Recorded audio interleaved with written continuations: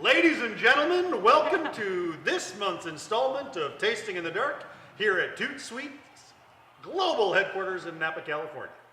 I would like to introduce first Danielle, because she's absolutely lovely, and unfortunately she's sandwiched between these two meatheads. Christopher on her left, and Sweet Jack on her right. I actually think I need to start with Christopher, though. Outstanding. Christopher, why are you here? What is your name? And what diligence, purpose, and poise do you bring to this evening? I drink wine constantly, frequently, and enthusiastically. Okay. And so sometimes I think when you're tasting wine, you can talk about all the experts and all these nuances, but those of us that drink wine, we should just be able to put our nose in a glass and go, that's delicious. Do you have a last name? Lund, L-U-N-D. Thank you very much. Well, Stefan. Moving on. Sweet Danielle. Yes. Please tell us, whom are you and why are you here? My name is Danielle Price, and I am here because I have a wine business called Maison de Prix Wines, and I'm constantly trying to find amazing wines for my customers, so I thought this would be a great opportunity to see what the competition is doing. Outstanding. Well put. Oh my gosh. Elegance personified. Jack, that just leaves you and me, big guy. That camera wants to know, why are you here and who are you? Because somebody coerced me after a few glasses of wine. That's generally I how it works. promise, so that's why I'm here. I was told I was going to the French Laundry for dinner, actually. Keep in mind, we lie all the time. So ladies and gentlemen out there in the ToutSuite global cyber world, you know how this format works. We have 6 wines to break down by how much yumminess they offer. We have about 8 to 10 minutes for the first flight, and then we'll repeat that 8 to 10 minutes for the second flight. Once you've calibrated, scored, and more or less penned how you feel about those wines, evacuate the glass. I will let you know the time when it's appropriate. Recharge your own glasses, and then, we'll be speaking with you in just a few minutes. Are you ready to go? Ready? Look at this. Danielle's already ready to rock and roll. Man, I love this girl. Is it a long Here we go, ladies and gentlemen. Seasick already. I like it, man. Ladies and gentlemen out there in cyber world, Matt Simpson once again here on a phenomenal first Monday of September. Welcome one and all. I have Kevin Wardell from Healdsburg. He is the gentleman who has selected the world's finest little Tibbles for us to enjoy on this particular Tasting in the Dark.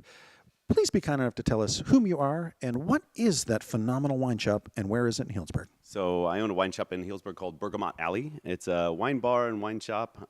We do beer and wine. It's a really fun place, a good community space for Healdsburg. I've been there for about a year and a half. And we took a kind of different tack that is common to the area in wine country in general, actually, is that all of our wines are European. All of our wines are from the old world. So we kind of come from a more educational standpoint and giving an opportunity for everybody in wine country, all the winemakers, all the folks in the industry, to have someplace else to drink and basically just learn a little bit about what else is going on out there. Outstanding. Now, I got to tell you, I can always appreciate someone who's willing to dance to a different song. And have there been death threats? Do you find, like, I don't know, Molotov cocktails being thrown in your window? I mean, you're really flying against convention on this one. We only got one brick through the window, and it had a really great note on it. It said, "Thank you so much for opening in Healdsburg."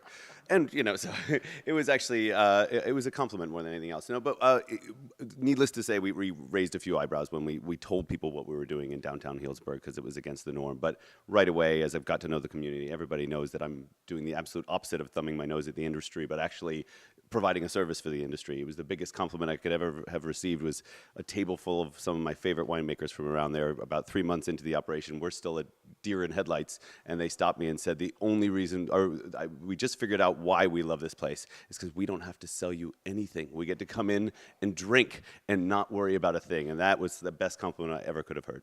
That's awesome. I can always appreciate someone who's willing to outthink their arena. So what is a bergamot? Bergamot is a type of citrus that origins come from Calabria, the toe of the boot of Italy.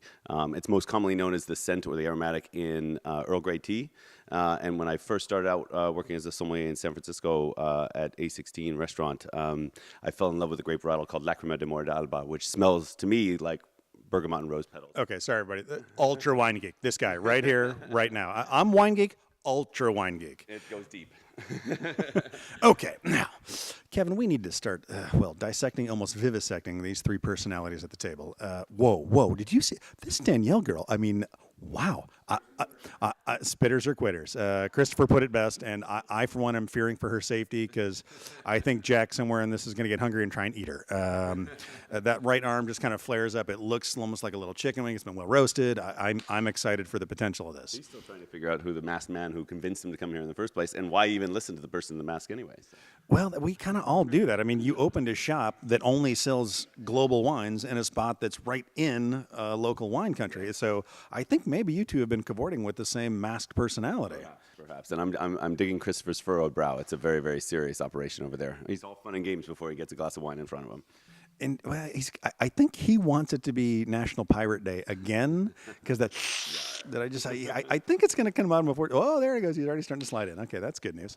He was able to wrestle the spit bucket away. Whoa, which I thought for sure that was hers and hers alone. Did you see the enthusiasm of this guy? I'm like, I think this is going to be the first time the bottle's going to run dry. Oh, yeah. We've been doing this for 3 years. This is going to be quite a night. That's a good record. We love that. I love those who will break a record. Okay, now, ladies and gentlemen who are globally watching in on this little hootenanny. Whoa, I'm sorry. I'll have to get back to that in a second, because holy crap balls, this Christopher Lund guy is setting a tempo that I've never seen. Holy schnizzles. I mean, I used it earlier, but I gotta throw it down again. Holy shit balls. This guy, he is... Yeah, now he's just showing off. Okay. So there's always one wanker in the elevator, and now we know who it is. Okay. So let's focus in on Jack, the studious third wheel. Oh yeah, he's taking advantage of the fact that he's being overlooked as the underdog. Nobody trusts that. We all know what he's up to. Exactly. So he's gimped up. He's got a bandage on the leg. He's already got varietal, producer, region. He's got it all down already. See, I don't trust the guy. See, that's the guy in the movie. You know, all the smart guys in one room. Yeah. He's supposed to be in that room. They didn't include him. He's also the one that gets killed by the dinosaur first in the film, so you got to look out for that. Holy shnikes, you're right. Okay, wow. Didn't even wait for the signal at 8 minutes to recharge the glasses. Wow, I don't know to love or hate this guy. Well, actually, I kind of love him because I have to work with him, but at this moment, I'm scared of him, and that brings out a much more emotional state for me, and I please, Danielle, don't buckle. Don't give in to what these two swarthy bastards are doing. March to your own drum, be your own woman, and if you have to, just push him over, because gravity will win and he'll fall down. I think he's using a good technique, though. He did change up the order of the wines in the second flight. I think he's going to mess with his competitors there. Rat bastard 101. Okay, so Danielle stepping up the pace, but still very elegant, very poised. I wish I had met her before I met my beloved Punky, because I think that's my one. This is beauty personified.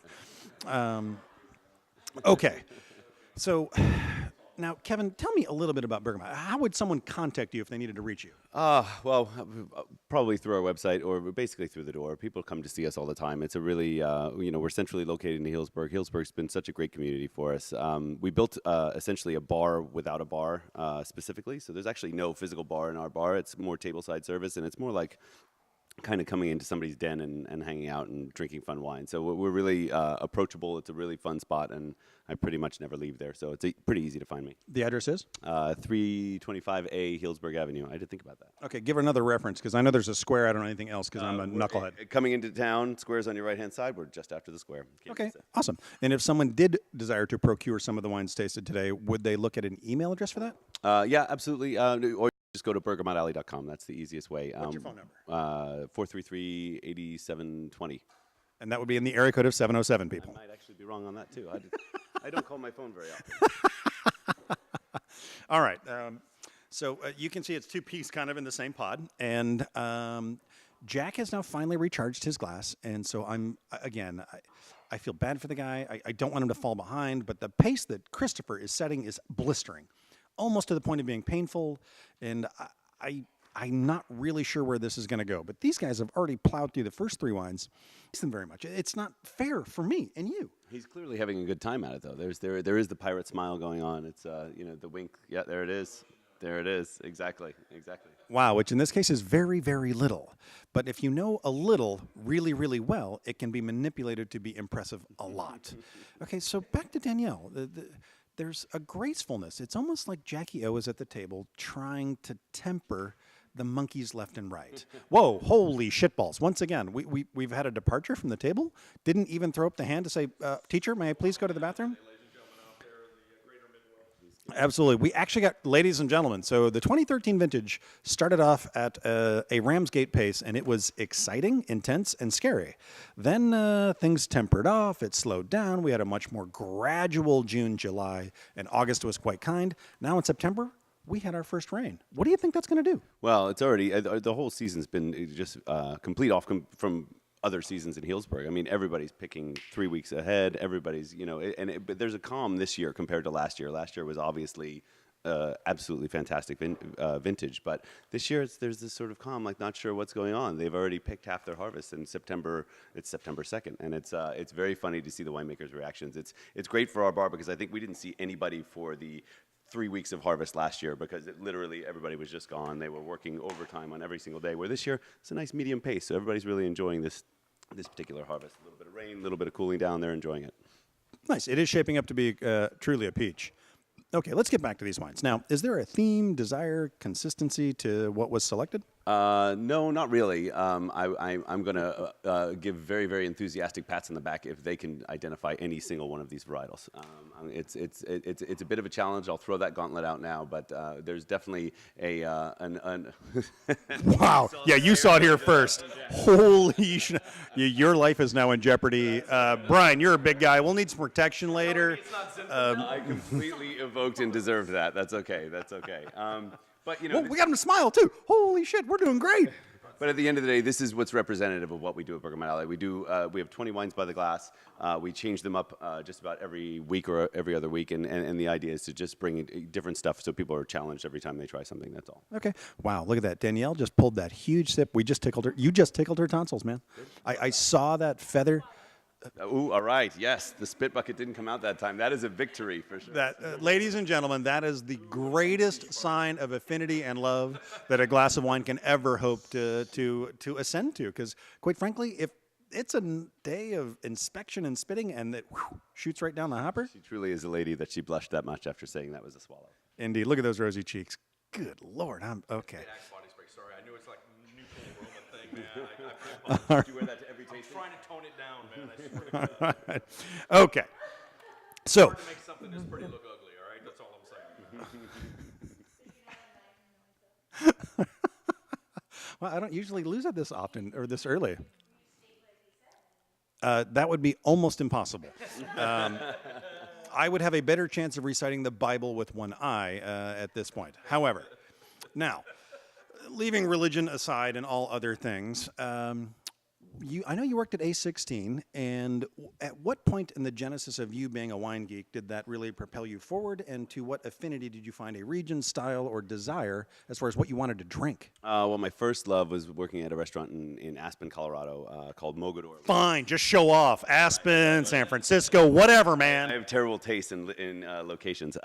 But worked at a restaurant that was called Mogador with a sommelier named Nikki Dodge who started teaching me like the most unbelievable Spanish wine, and then moved straight into the next most unbelievable sommelier I've ever met, which would be Shelley Lindgren from A16. So went from an all Spanish wine list to an all Italian wine list, essentially all Southern Italian wine list. So basically, I think my affinity has always been sort of the smaller, unheralded varietals that are really kind of up and coming. And working for Shelley for 5 years, for the first 5 years of A16 was just amazing. It was just the best education I could ever have had. It was really, really fun. Back and forth to Italy a number of times, and then started doing vintages and started working in as a cellar hand at Unti Vineyards up in Healdsburg, which is what brought me up to Healdsburg in the first place.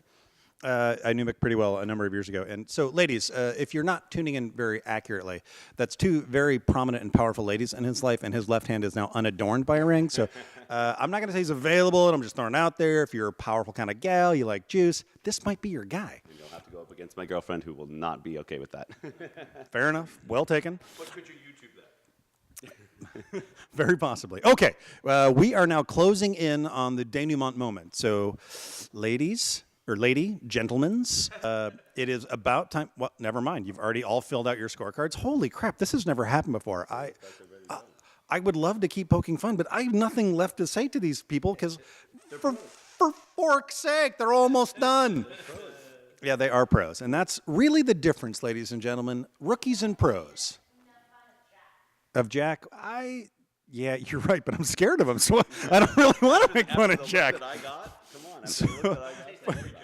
For most of you who are watching in, you've probably at some point either met, heard, or seen Jack in one reference frame or another, because as the icons in California wine, as far as presenting and selling wine go, I can only think of two that would stand in shoes similar or possibly eclipse this guy.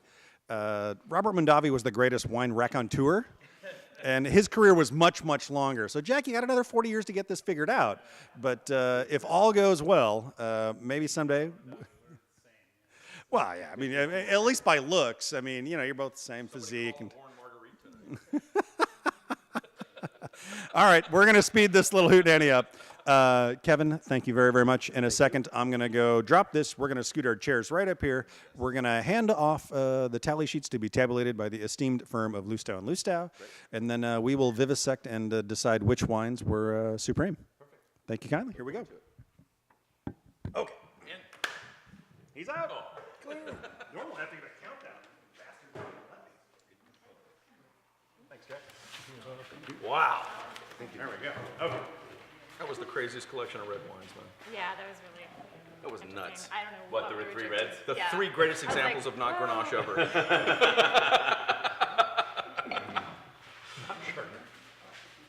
Okay. Christopher, I'd like to start with you. Sir. Having just heard that these three wines were holy wow, okay, what was that? Was there a lead-away favorite amongst the three, or all six? for that If I had to call back in my head, I think it would probably be A and the White Flight. It was the one wine that stood out as start to finish, nose to palate. I definitely noticed a little residual, but you can't fault a winery for that, man. It does help the medicine go down. But just start to finish in terms of aroma flavor, I loved A. And in terms of the Red Flight, I actually thought the most delicate one here, number D, was kind of the most complete from start to finish. You like that? Number D. Anyone else? Yeah. Roman numeral D. Yes, Of there you course, go. of course. Which would translate to 400? I'm not sure. Danielle, same question. Okay, so my answer is kind of the same in the sense that I thought A was like my absolute favorite. I scored at 20 points. It was 20 out of 20, ladies and 20 out of gentlemen. That's a 20. perfect score, first time ever. I loved it. It was my kind of wine. Yep. I absolutely thought it was just so delicious, well balanced, amazing, so floral, pretty delicate. Loved Yep. it. And then my favorite for the reds would be the last F. Oh, okay, very good. Yes. F Very not good. for failure, but That's for a F fabulous. for fabulous. Is F not Nebbiolo? Whoa, whoa, whoa, we're not there yet. Jack is Jumping ahead, jumping I ahead. don't know. Jeez Louise, this kid wants to finish the race by jumping in first. Okay. Jack, same question. I really like both whites, but for me, I like the mouthfeel on B better. So Okay. I marked that one up a little higher because I like the richness and I thought it would be a little better food wine. But frankly, as a cocktail wine, probably the A would be better because of the crispness and the really nice bright fruit. Okay. But I just kept thinking this, I kept thinking of what food this would go with, and that was really, I thought, a really nice food wine. Had a little bit of a bitter end of it, but compared to the other one. But I really love the mouthfeel on it. Sure, the richness. absolutely. If you had to give us an archetypal white wine for what I want to drink this moment, this day, this hour, what would that be? My go-to is always kind of Rhone varieties. interesting. I love Condrieu and, Viognier, good Viogniers, and, I can see why you like B then. yeah, That's interesting. Marsan Roussan. So he favors the sluttier side of the He wants the Merle and the big boobs in the window, lots of hair, girls from Texas. What do I do? It's all about the nail polish on Okay, that. all right. Texas Probably- represent. Thank you out there. Yeah. I've had more exposure to them than anything else, and I have friends in the Rhone Valley, and I've spent a lot of time there, so I think I'm a little fancy prejudiced Right. that way, so that's Okay. why. Awesome. Was there a lead-away favorite within the red campaign? I liked F the best, but Okay. I thought A was really good too, but really different style wine. But Yeah. they were, D. D was really good as Roman well. numeral B. Yeah, exactly. Somebody Both really understands. nice wines. I just could not figure out the middle one, E. I made a wild guess, but Yeah, Okay, cool. I by far the E is. and I know probably the most I've bizarre. had it before, but I still can't. Oh, really? Yeah, Oh, I mean, fun. I know I've had a wine like that. Interesting. That's right. Wow, ladies and gentlemen, did you actually hear that gauntlet boom hitting the table? Because I sure did. Wow, that's fascinating. Okay, our tabulation team has now perfected or at least Thank you. personified excellence in the degree of how we're going to present the winners, losers. Is it and Price those in the Waterhouse as usual that tallies all of our results to make sure that the Usually accuracy? Lustow, which, yeah, hanging there's no similarities. I'm the unfortunately. judge. Jury and executioner Jury, as that's well. right. It's kind that way. All right. I got to tell you, I never saw so many high scores. Wow. There's a big feather in the cap. Yeah, absolutely. So I don't know if the testing panel was kind of, very felt good today and We very weren't generous. drinking a lot of but, gin before this, just throwing that out. Paid us a lot. I never seen anything like that. So let's start with C. C. Okay. See. Hand it over. Okay. Start with C. The rosé. Everybody. Which I called it reminded me of a Loire Valley rosé. It reminded me of Sancerre with a little bit of Pinot Noir blended into it. Okay, interesting, for sure. I could see that certainly because the acidity is Exactly obviously right, yeah, so and- prominent throughout the entire wine. And the rose petals, is yeah, a kind of it's a... there, but without being, on the fruit side of things. Yeah. So this is where, Rubentis. yeah, this is where we What get is into the Basque country. This is a Chocolina rosé. So Chocolina, of course. Chocolina's right here, second guess. There- Did you is see it? that? I see the X. I see the X. Obviously, Chocolina is almost always, a white wine. Although Hanno Rubiri Zuri is a red varietal. So there's a few people that are making some nice rosé out of it, and I think this is just a you stellar hear that, example ladies and of gentlemen? an amazing. He was watching the movie where they fly around in the brooms. What was that phrase? With the broom You were phrase. playing Quidditch and saying funny words? Oh, Hanno Rubiri Zuri. Yeah, that's it. Like I said, So is it the Probably rep that best. I'm teaches you probably that, or did you absolutely travel to the butchering country? How does word that without work? bringing attention to it. I appreciate that.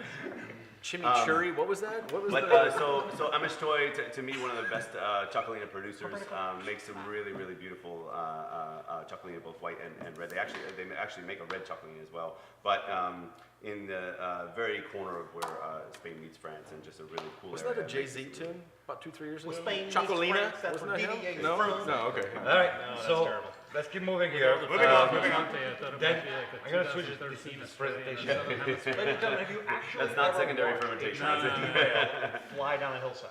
So That's pretty much what we've got. then we're gonna reveal D, and I think that was very much, you have a 14 points on that one, and 15 and 15. Actually, Danielle is guessing a Gamay on that wine. Am I correct? It I did sort of too. had that style. I said Gigondas. Flavor. I said Gamay. I mean, I could definitely see Gamay. Mate. That's What me. is Well, I'm that's not. a wonderfully typical Italian bottle of wine that doesn't tell you anything about what it actually is. I mean, you can maybe guess the producer out of that. Monte is my a wine, completely Maddie. fantasy name. It's actually 100% Brachetto, which is normally. Oh, the sweet It's a dry red. Jack knew it. This is a dry red Brachetto, and only a couple of producers that actually focus on a dry version of a Brachetto de Acqui. Obviously, usually to me, a more interesting sweet wine than I Moscato totally d'Asti. get it. But it's a really, really fun Kevin, wine to the experiment. idea of this tasting is not to make Yeah. us all look like idiots. Thank you. No, actually, I Damn it. got it. I got it. You should have seen his email, because that's what he Yeah. challenged me to do. He said, okay, these are the people that you're going to make look like idiots. Do it. Next one I'm going to be revealing is the wine E, and the wine E, Christopher really didn't like. I mean, that wasn't the second lowest score that he gave, but he gave it 13. Daniel, that was something that you really enjoyed as well. I like So, it a lot. so what was displeasing on this one for you? Wow, pretty. For me, sometimes a wine can be spicy, but if there's not enough fruit to carry the spice, it ends up being a little bitter and a little conflicted. Now, I think the trouble with some of these Euro-centric wines that we're tasting today is they are not meant to be tasted alone. Every single one of these wines is designed to complement a certain food from a certain area, and that's the trick with Europe is you taste the wines on their own, you're like, I don't get it. Then you try the local dish that goes with it, and you're like, now I understand why you make this wine, because it counteracts what it is that you eat every day as a local. So sometimes tasting them just sort of blind like that, to me the wine felt a little bit sort of unsupported. The cranberry and that kind of thing was nice, but a little bitter. Like I just needed something a little more satisfying as in terms of Whatever, overall. What about you, Danielle? I mean, what was really appealing to you on this one here? On this one, I love the spiciness of it. I thought it was like an amazing food wine. There's a lot of like leather roasted meat. I just thought it was, but it was balanced. It wasn't, there wasn't Bondage like chicks who taste excessive wine. tannins, and I just thought it was a beautiful, So beautiful wine. it's very interesting, like a little parenthesis here, is you guys, you test the wine for what it is, and you kind of test the wine thinking about food as well. Well, with the reds, definitely. I disagree with you only, and I think that the first two whites were so pretty and so floral, and I just thought that actually food might interfere with the beautifulness of It these might wines. encumber their abilities to please. Yes, whereas I thought all the reds needed food. Well, there's no doubt this wine is challenging. It's from Rias Baixas. This is Albarino country. Nobody in their right mind makes red wine from up there, except perhaps these guys. So Pedrolonga makes one of the best Albarinos in the area. It's an amazing, amazing wine. But Pedrolongo. 2010 was one of the better vintages they had for the red grape. So believe it or not, this is actually one of the riper versions of this wine that I've ever had, which makes it fun. But some of the other ones can be quite what you said, quite that green, bitter, and just a little bit underripe. But to me, it's all about those spices, as you said, Danielle. It's like a Moroccan spice market. Yeah. There's so much going on. And not in too there. much alcohol. What I is like the that. alcohol? Absolutely. in No, this? I don't Because know. all of these It's were probably sort 12. of- Yeah, 12. Yeah, it felt like a 12. It's going to be that 12.5 that every European label says, but who knows what it is. No, but it's probably around 12.5. 12%. And what's the varietal? I didn't catch that part. It's Yeah, what is it called? Thank you. It says, Exactly. Was that two X's and a, yeah, thank you. It says 12% on the Pedro label. Longa is the producer. Doumia is the name of the wine. The producer, I'm sorry, the grapes are Mencia, which is probably a Right. common varietal out there, but then two other ones that probably have their sort of origins from Portugal, Canho and Espadero.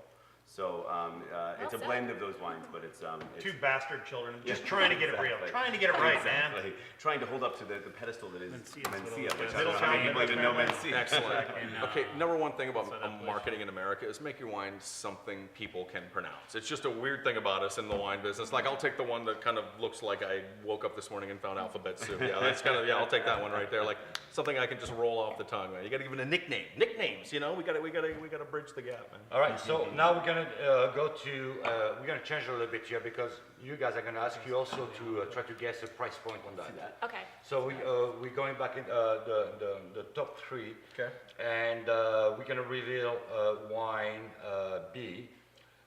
Christopher again, that is your lowest. Danielle, the third highest. And for Jack, the second highest. So I'm gonna ask you, and I'm gonna ask Jack.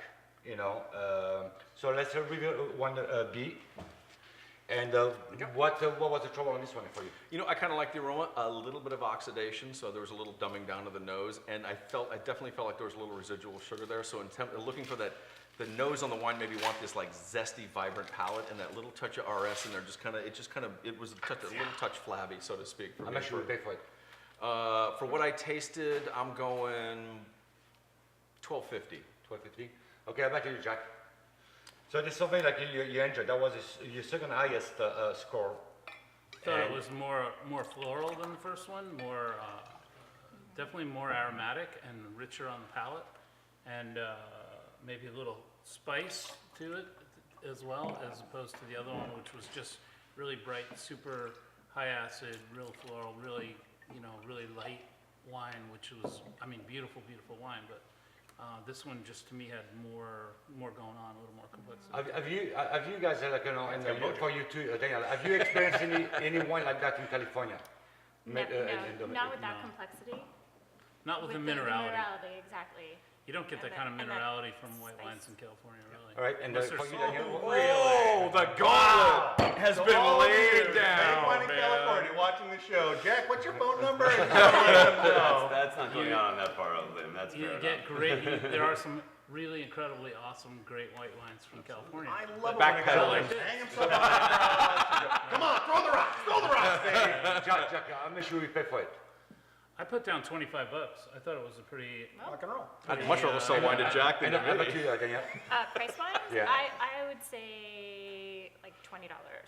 Okay, I'm gonna go right in the middle. Kevin. Danielle's, of course, right on the money. Of course. Yay! Yeah, I win the bottle now. Right, so you're right in the middle of the two. You Okay. nailed it. I think it's a bargain. Nailed it. It's $20 and a penny. Exactly. You went up. And a pence. It's a Malagusia from Greece. Wow. One more time so everybody can hear that. Malagusia. Oh, I guess Verdicchio. Malagusia is way up in the north of Greece. It's not one of the island wines, which are really have become a huge trend right now. Is the sort of island wines of Greece, where you get that real Peloponnese salinity, wines, you get a real kind of salty vibe to it. But this is actually way up in the mountains in the area where they grow more red wine than anything else. There's Zino Mavro up there, but this is a really great example of something that's real mineral driven. A lot of their white wines, their native varietals that they're championing right now are definitely on the aromatic side. So you have that sort of perceived sweetness on there. There may be a little bit of RS on there, not very much, Yeah. but it definitely finishes off with a great minerality and a great mouthfeel. I just think this wine's really, I think it's fun been pretty outstanding. because it's very different. It's been great to see the wine world super support Greece. Like Yeah. really tough marketing, really tough getting the wines out there, and there's been a gigantic open arm. Like, I'll put the name nobody can pronounce on my wine list in that white section, but I'll support you all day long. Well, and, you know, as long as I'll just as long as it's not Red Sienna, then it's a good thing. So yeah, no, I mean, there's only a handful of really great winemakers coming out of Greece, but the ones that are coming out, there's some really just absolutely shocked me. Some of the wines that I've had recently Again, that are just guy hanging fantastic. himself on the cross, waiting for the round. All right, and then All right, first four candidates are on the table. That leaves just two and personalities. again, Absolutely, hands down. and again, we're gonna go with F. And again, this is from the three. This is a list favorite for Christopher with 13. Again, for Daniel, this is the favorite, and Jack is second on that. Favorite. This was my favorite as well. All right, so wait, I want to see if anybody has a varietal guess on this. I was thinking Southern Italian, but I had no idea. Okay, anyone else? Anybody else? I went Nebbiolo. I thought it was kind of a Southern Rhone blend. Jack's the closest for Wow. sure. Good God, this guy's Or good. Barbera, actually. My first thought, I wrote down Barbera the first time. And 100% old And then I wine was Kumas. thinking, Yeah, Wow. yeah, from Sablé. You crazy monkey. I thought that was only allowed to be made into rosé. But I knew that was wrong later. I never did cross it out. But it was too earthy for Barbera. I didn't keep up to the, sorry about that, Dave. So what price do you pay on that? On F? On F, I put $30. $30 for you, I'd say 35. I went 20. 20. It's 24 on the shelf. Oh, we have a winner. You know, Domaine de Piaget, one of my favorite value Rhone producers. His wines across the board are just absolutely outstanding, and this little, old vine Counoise that he does is really, Yeah, that's really, really what I outstanding. thought. And Counoise is an interesting varietal. We've had a lot of people come into the wine shop and specifically to try it and say, you know what, we're planting Counoise. So more and more people, out of all the varietals that we represent, which is of course a goofball list, but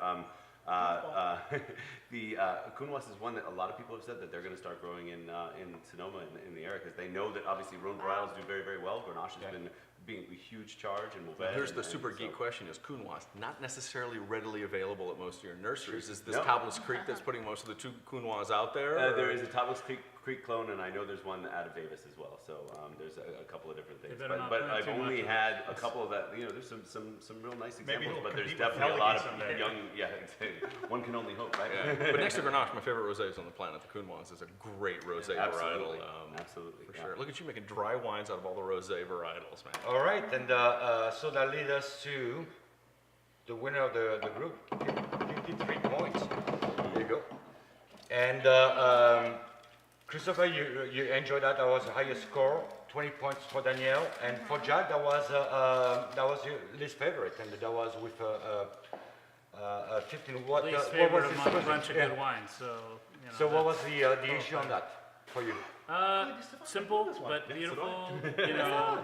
Really nice, really nice fruit, really nice balance. But it's the simplest of the wine of all the wines here, I think. And so, not when you say least favorite, maybe, but among a bunch of good wines. So Yeah. I mean, it's What about you, really, it's a Daniel? good That was a 20 out of 20. I loved it. I thought it was just a perfect wine. I could drink it, every day of the week. And I like your style. No, I truly Anytime thought it I'm was a thirsty. beautiful Twice wine. on Sunday. Twice on Sunday, exactly. Christopher, What? what do you think? I mean,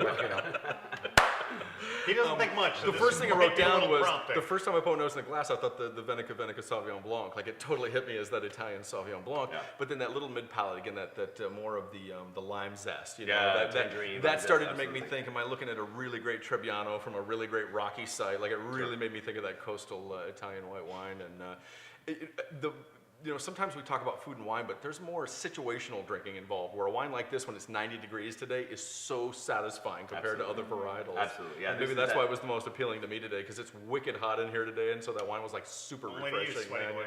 so how much will we pay for it? The what's that? How much will we pay? For that kind of flavor and wine, I'm $10. $10? I'm 15. None for you. 15? I None put for you. 15, but I None would for pay you. more for it probably. So tell us a little bit more about this one here, Kevin. So Verdicchio is definitely one of my all-time loves as far as grape varietals. When I went back and forth to Italy a number of times, was to the Marche region, which I just think is just, it's now up and coming, but certainly doesn't get nearly the recognition that it deserves in Italy. So this is from the smaller of the two appellations in the Marche, which is the calf of the boot, where is way up in the mountains. It's called Metallica, which is probably one of the best appellation names I've ever heard. Exactly. Yeah. I happened to, at A16, I had the privilege of serving Lars this bottle of wine, and he was just like, no way! So it's... And then he stiffed you. I know. We all know. But as a That's all for you, Lars. The smallest little organic producer, really just making amazing wine year after year. But this year, the 2012 vintage, I've been buying his wine for 10 years now at different restaurants and different places. And I've always been championing his wine, and now all of a sudden I'm allocated to like 4 cases because this year he got the biggest write-up as one of the best white wines, not only for the value, but one of the best white wines in Italy. And it's just, I'm super happy for him, but absolutely pissed that I can't get the wine anymore. But it's a fantastic example of what I think is one of the more interesting and more just crisp, clean, stereotypically beautiful white wines in Italy. And so, yeah, it's a really fun wine. It's an every day drink. Yeah, it's $16. Yeah. There you go. Yeah, 15, 16. That's what it is on the shelves. Again, he's got a lot of integrity. This guy, so he's probably going to keep his price point. But I don't know. After this year, it's going to creep up a little bit, and deservedly so for sure. So you guys now I'm going to turn to you guys, and so what do you think of the selection and what is of the wines? I mean, that's price point is Bergamot is something that you endorse. Oh God, absolutely. I mean, I think the hardest thing sometimes about studying wine, especially because you get so many wine professionals in this industry, that access. I mean, just trying to track down some of these varietals just to try to see what's going on in the rest of the world is virtually impossible. So, like a light, a lighthouse in the fog kind of thing to bring these kind of varietals to us that none of us. You try to look. Can you imagine a salesman with those 6 bottles in his bag, walk around the valley going, "I got 6 wines I want you to try today, man." You can't open them, but you're gonna like them. Exactly. So the braveness of jumping into this, bravo, man. I think that's outstanding. It's a fun collection. There was not one wine served that I would not happily want in my wine cellar, and the fact that the price points are all under. What was the most expensive wine? I think $26. $26. Yeah. I mean, that's amazing. That's the domestic market. So I just think people are really fortunate to have you because you are, for every one of these wines, I'm sure you're tasting hundreds that are rejected. Right. And that's why someone like you is so valuable to the Jack? customer. They all suck. I don't Check. Quite a bit out of my wheelhouse until we got to the POGA. And, but really, really good wines. Amazing that I would drink anytime, with any meal, and or just sitting around drinking wine. So Under the bridge, Jack? wines. So I drank the first 2 wines and I was like, okay, these are a little off my radar already. And again for the viewers, Kevin, do you know anyone on the panel? Maybe like a Jack, but that was like a many years ago. Funny, Jack and I recognize each other instantly. I'm not sure from what wine event, but we've both But been that in was the a industry long for a time long ago, time. but So it's from you don't know Burning anyone, Man? so- No, I haven't known anybody. That was really like a tasting panel that was really I didn't pay you, we didn't pay you. For sure. Yeah, we're aware. Thanks. So I mean Thanks for so reminding that's me. great. I told I'd be guess punching great pie job. Thank you. Yeah, no, I feel really fortunate. Hey, because there's again, the wound. Let's pour some salt in it. Nobody necessarily knew exactly what we Yeah. do. I mean, you Yeah. looked us up a little bit, but you definitely didn't know that, okay, you were about to be inundated with wines that were completely, bizarre and out there. So that makes Without a me feel doubt. really good. I almost felt really guilty at the very beginning, like, wow, this is so wrong to bring somebody to a blind and give them this. This is just Yeah. absolutely Actually, not giving anybody a fighting Well, chance. I think it takes both. I mean, because especially you bring this here in Napa Valley and in Napa Valley, because you are also the first wine shop outside Napa Valley that we're featuring, and you're the very first one, and that's Imagine great. sitting down to your MS examination. This is your blind flight. The flop sweat that hits you. Like, what the hell is this? Shitballs, Batman. Bobby, please help me. So that's great. Oh, we have Ladies and very gentlemen. different- But so we're gonna wrap it up for that part here because I want to go back with Matt a little bit here. But great job. Thank you. Yeah, that was I mean, a lot of fun. that's Bravo. Studio audience panel. Matt, Chocolina anything in a happen complete in Napa sentence. Valley that we can talk about, involving any. Before we go there, please introduce yourself one more time to the global community. Let them know to contact you, because these wines are truly worthy of your attention, and they are absolutely, you have to be drinking this juice. For those of you who went to the potty So we earlier. have a little place in Healdsburg, right in downtown, called Bergamot Alley. It's a wine bar. It's kind of in everything. It's a little community center. We do.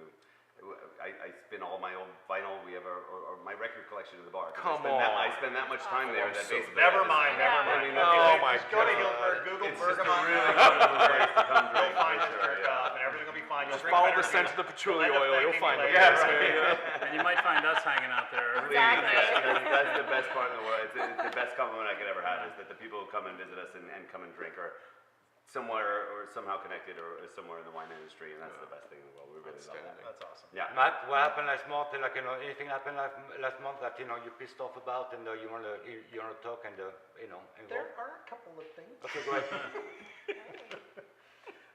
The first and foremost would be that, is it truly a bastardization to present yourself as a boutique house and then get sued by the local government for going over your bond by 1 million gallons? Not 100 or 1,000, but 1 million gallons.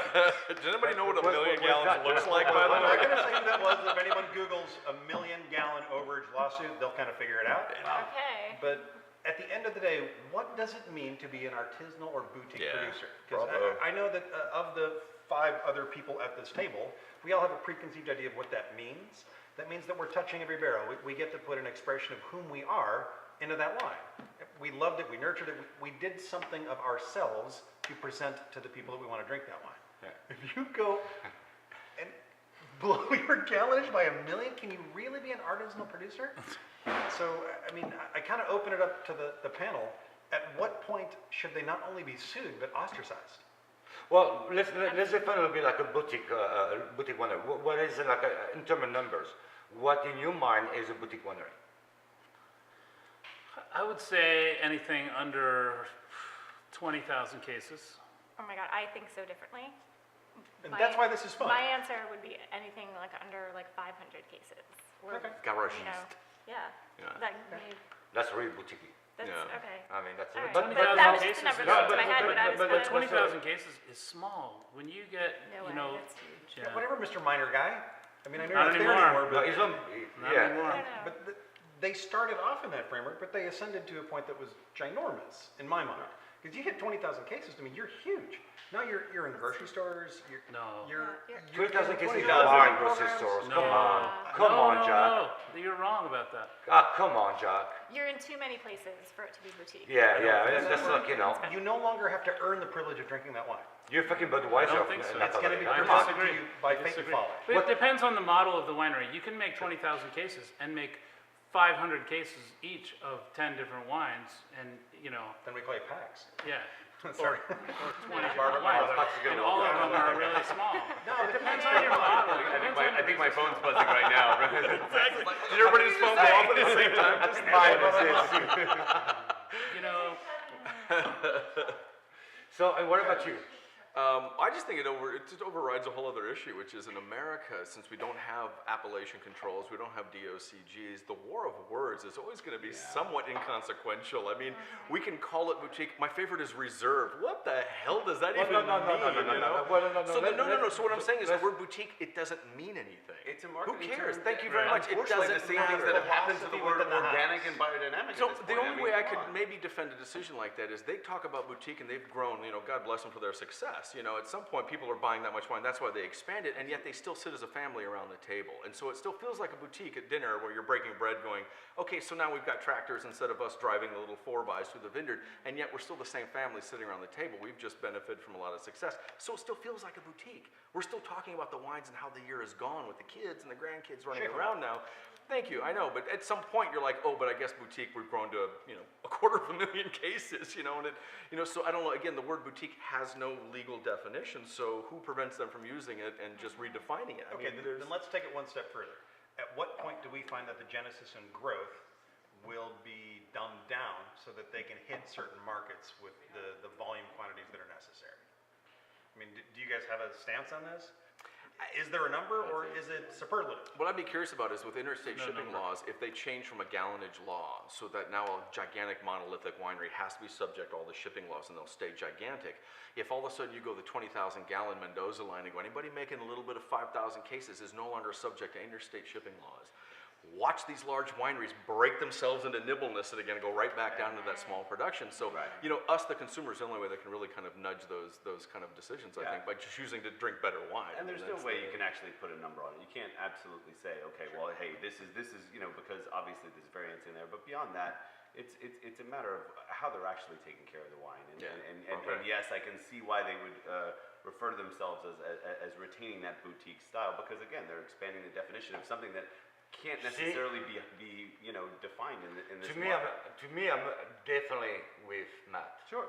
I think this is crazy. I mean, this is crazy. That was a lot of that, zeros to be over. That's right. I mean, But now the 90,000 case wineries. are gonna We've say, all hey, bounced we're checks boutique before, too. but that's ridiculous, man. But this is misleading people.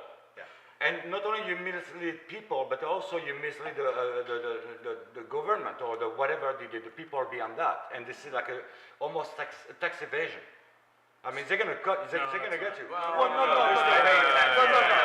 You have to fill out your 702s. But you go like like a million cases over. I mean, come on.